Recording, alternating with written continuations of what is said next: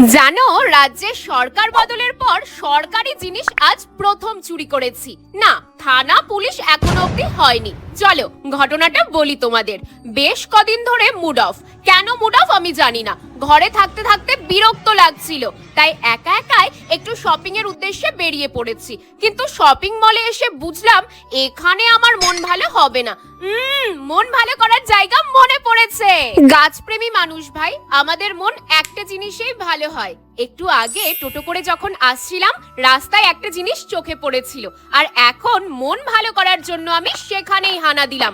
ওরে, এ সাধারণ রঙ্গন ফুল নয় রে, একেবারে মিনি ভ্যারাইটির রঙ্গন। পৌরসভা থেকে রাস্তার মাঝে গাছটা লাগিয়েছে, আর গাছ ভরে এখন ফুল হয়ে আছে। তো জানি যখন রঙ্গন গাছ ডাল থেকে করাই যায়, তো দুটো ডাল তো আমি ভেঙে নিতেই পারি। ইয়েস, অবশেষে মন ভালো হয়েছে গাইস।